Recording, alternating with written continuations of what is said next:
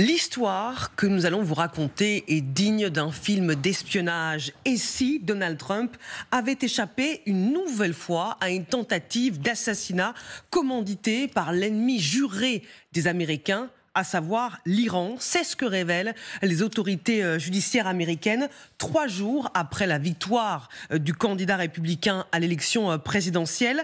Un agent de l'Iran a été inculpé. Sur place, on va retrouver Thomas Misraki avec Éric Josset qui sont en Floride, près de la résidence de Donald Trump, et qui nous détaillent ce complot déjoué contre Trump. C'est un scénario digne d'un film hollywoodien. 3 hommes ont été inculpés par la justice américaine pour tentative d'assassinat de Donald Trump. Selon le ministère américain de la Justice, le commanditaire serait Téhéran pour venger la mort d'un général iranien à Bagdad tué par un drone américain en 2020. C'est l'un des 3 inculpés qui aurait alerté les autorités américaines. Il s'appelle Farhad Shakeri, il a 51 ans, il est afghan, il vit en Iran, il est proche des gardiens de la révolution. Il a vécu aux États-Unis jusqu'en 2008 avant d'en être expulsé après une condamnation pour vol. Selon ses déclarations au FBI, il aurait été contacté le 7 octobre dernier pour tuer Donald Trump dans un délai de 7 jours, délai qu'il aurait jugé trop court. Ses commanditaires lui auraient alors dit d'attendre la fin des élections, pariant sur une défaite de Donald Trump et sur une baisse du niveau de sécurité autour du républicain.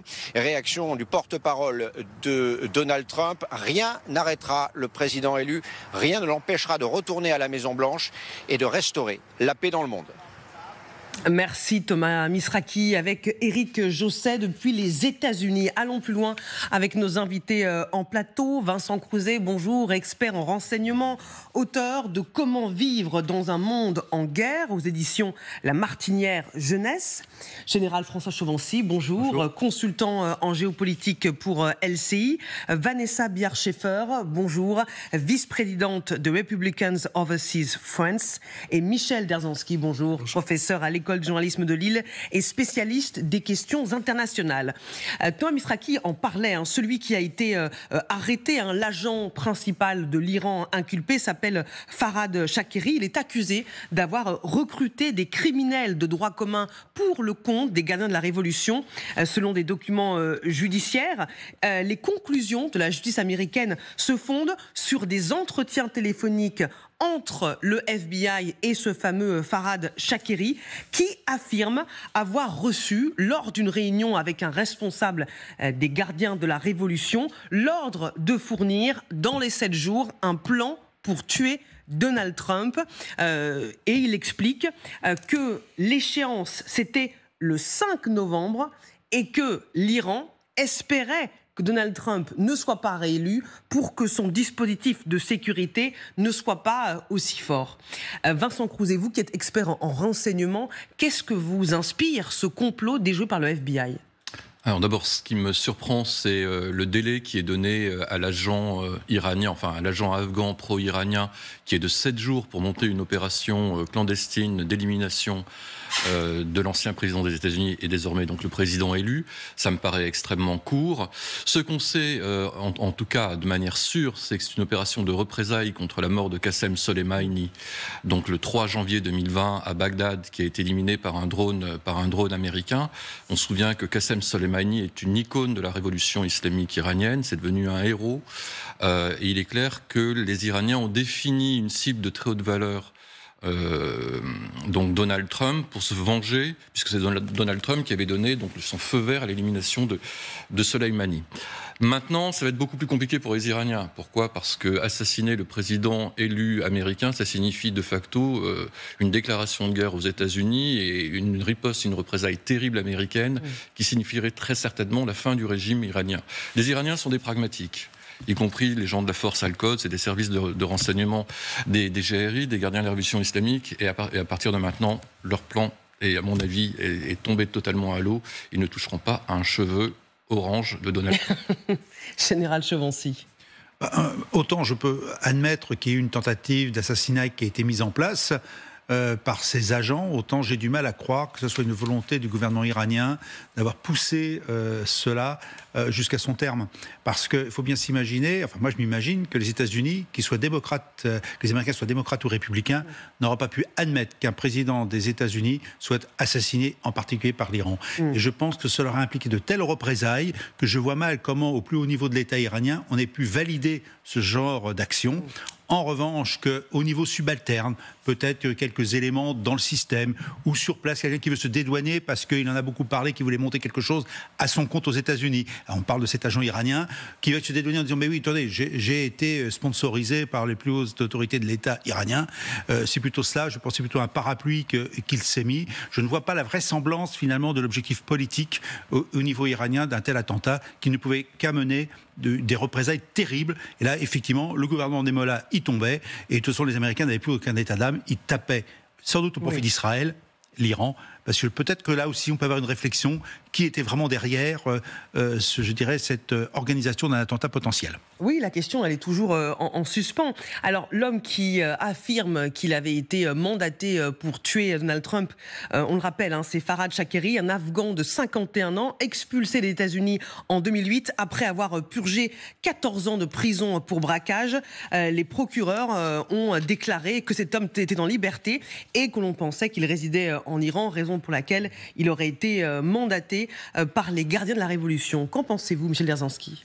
Je pense que pas mal de scénarios ont été mis à bas. Maintenant, on peut aussi pousser la perversité jusqu'au moment de se dire qu'après tout, aujourd'hui, Donald Trump a quand même dans son agenda politique l'Iran et qu'après tout, c'est peut-être une guerre d'Irak 2 qui est en train de se préparer contre l'Iran et qu'un attentat fomenté qui échoue, puis peut-être un second, donnera une occasion aux États-Unis demain de donner un feu vert aux Israéliens pour faire ce qu'ils espèrent faire depuis longtemps. Et qu'en pensez-vous, Vanessa Biard-Schaeffer ? On peut voir ces images. Et c'est du scénario. Bien sûr, de la sécurité qui a été renforcée autour de la résidence de Trump à Mar-a-Lago, puisqu'évidemment, déjà que sa sécurité avait été renforcée depuis qu'il a été victime de plusieurs tentatives d'assassinat. Oui, ce sont des robots chiens, voilà. Il y a évidemment des drones, et ça, c'est sa résidence de Mar-a-Lago, Donald Trump, qui a été renforcée depuis, évidemment, qu'il est bientôt de retour à la Maison-Blanche. C'est une cible, Donald Trump ? C'est une cible déjà depuis la campagne électorale, puisqu'il a fait l'objet d'une tentative d'assassinat pour sûr, d'une troisième éventuelle. Là, ce qui me frappe, c'est que le sujet touche l'Iran, d'un Afghan qui a été aux États-Unis, puis qui a été expulsé. Tout ceci ressemble beaucoup à des montages pour une propagande, mais de quelle direction ? Qui a intérêt à monter la pression entre les États-Unis et l'Iran, quand on sait que, au fond, l'État américain n'est pas si prêt que ça à enclencher les hostilités avec l'Iran de manière poussée et n'a pas forcément les équipements, les moyens humains pour le faire. Donc, qui essaye de monter la pression juste après l'élection de Trump ? Je pense que c'est le sujet principal et je serai effectivement très attentive et très curieuse de savoir ce qui va se passer entre maintenant et l'inauguration, comme on dit en franglais, de Trump au mois de janvier. Je pense que nous sommes dans une période très délicate au point de vue international. Je précise que l'Iran a officiellement démenti ces accusations par un communiqué, par la voix du ministre des Affaires étrangères iranien. Le porte-parole du ministère des Affaires étrangères considère comme totalement infondé et rejette les allégations selon lesquelles l'Iran est impliqué dans une tentative d'assassinat visant d'anciens ou d'actuels responsables américains. Est-ce que la sécurité de Donald Trump, elle est correctement assurée quand on voit ce qui a pu se passer pendant la campagne ? L'image a fait le tour du monde, Donald Trump avec l'oreille ensanglantée. Alors, pendant la campagne, il n'était que candidat et ancien président des États-Unis. Il ne bénéficiait pas de la protection qui aujourd'hui est la bulle de sécurité qui est autour de lui. Concernant Donald Trump, il y a un seul problème. c'est le fait qu'il soit addict au golf et qu'il joue au golf. Parce qu'un terrain de golf, c'est entre 70 et 100 hectares à protéger. Et Qassem Soleimani a été éliminé par un drone. Donc les Iraniens pourraient très bien en fait, se dire, ma foi, la loi du talion, et si un drone frappait Donald Trump sur un golf, vous allez sécuriser de manière aérienne 70 à 100 hectares, c'est extrêmement compliqué. Sinon, non, il va bénéficier de la sécurité due à un président élu. Le seul problème, c'est pour la période. Pour les 4400 agents en fait, du Secret Service, c'est de protéger en fait quatre cibles potentielles, le président et le vice-président élu, et puis le président Biden et la vice-présidente Harris. Ça fait énormément quand même ça fait énormément de boulot, énormément d'agents mobilisés, et c'est un travail considérable. Général Chauvency, il est quand même censé être, maintenant qu'il a été élu de nouveau, l'homme le plus protégé du monde. Oui, mais le Secret Service a montré qu'il avait des déficiences, puisque lors de la dernière tentative d'attentat ou l'avant-dernière, il y a quand même une remise en cause du fonctionnement du service. Donc, il a été, à mon avis, assez désorganisé, ce service. Donc, effectivement, il y a des failles qui ont été constatées, des réformes qui sont en cours. Ça veut dire qu'on a un flou réel sur la sécurité à apporter au président. Bon, maintenant, tout président des États-Unis, vu l'histoire des États-Unis, est susceptible un jour d'avoir un attentat. Hein, il y a quand même des faits historiques qui sont là. Donc je pense que Trump d'ailleurs en a bien pris conscience. Hein, il dit bon, je continuerai le travail. Hein. Bon, maintenant d'un côté, il y a le politique qui va continuer son job, et puis de l'autre côté, il y a ces services secrets qui devront se mettre à la page. Mais à la limite, moi je suis pas inquiet vu de l'extérieur, bien entendu. Les services secrets américains ont toujours montré leurs compétences en général, leur capacité de se réformer. Ça aussi, et je pense qu'effectivement Trump sera parfaitement protégé. Maintenant, on n'est pas à l'abri d'une faille quelque part dans le système, c'est déjà arrivé. Mais je me répète, je suis relativement optimiste sur la sécurité à apporter à Trump, et je pense qu'il va continuer effectivement à exercer son mandat complètement, avec effectivement cette protection renforcée, justement à cause peut-être des réformes qui ont eu lieu au sein du service. Juste sur la désorganisation, enfin sur la réorganisation du Secret Service, il faut tout de même remarquer que depuis le 24 juillet, le Secret Service n'a plus de directeur, puisque sa directrice a démissionné suite à l'attentat de Butler. Donc on est bien dans la désorganisation du service actuel. Hein. Tout à fait. Nous sommes en direct avec Pascal Bito-Panelli, bonjour, commandant divisionnaire honoraire du CPHP, expert en sécurité, président du groupe de sécurité et protection rapprochée privée. Merci d'être avec nous.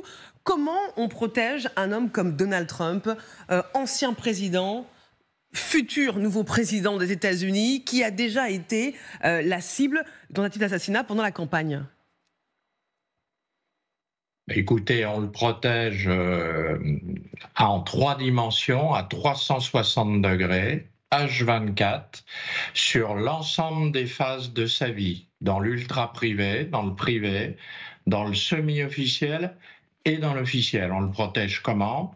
On le protège avec les hommes de l'United States Secret Service, dont vos invités parlaient tout à l'heure, à travers notamment ce qu'on appelle en protection rapprochée un box, c'est-à-dire qu'on va en permanence mettre le président dans une boîte entourée par des agents qui sont un bouclier protecteur, si j'ose dire, avec des postes d'observation et des secteurs bien définis. C'est un premier cercle qu'on appelle le cercle de protection très rapproché, le box. Et bien sûr, on y joint à ce niveau de menace et de responsabilité une protection rapprochée, c'est-à-dire un deuxième cercle.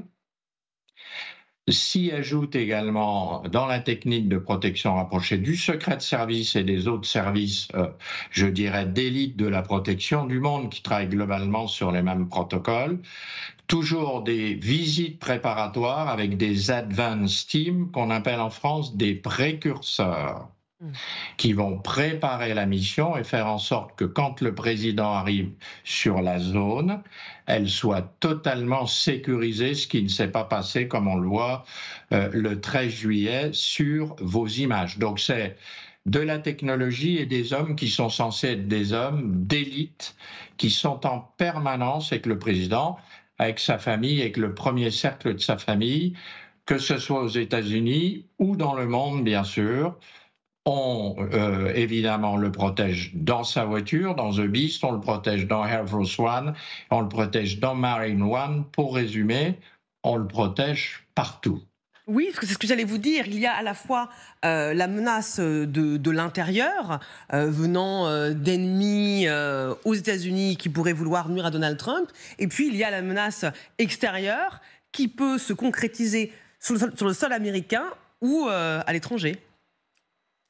Absolument, surtout qu'on est avec un président d'une part qui est très clivant, mais par ailleurs qui, contrairement à d'autres présidents qui sont beaucoup plus prudents dans leurs activités, qui sont beaucoup plus parano peut-être par leur passé, comme peut l'être le président Poutine, Donald Trump, c'est quelqu'un qui vit, c'est quelqu'un qui sort, c'est quelqu'un, vous avez vu, qui fait des meetings en plein air, bon maintenant qu'il est derrière une vitre par balle, c'est quelqu'un qui aime le golf, il pourrait jouer au tennis, il aime le golf, sa résidence de Mar-a-Lago est extrêmement exposée, bref, c'est quelqu'un qui compte sur sa sécurité, donc qui exige un très haut niveau professionnel et une attention toute particulière, bien sûr, dans un pays où il y a par ailleurs plus d'armes que d'habitants. Oui, c'est très important de le rappeler. Merci beaucoup, Pascal Bito-Panelli, pour ces précisions.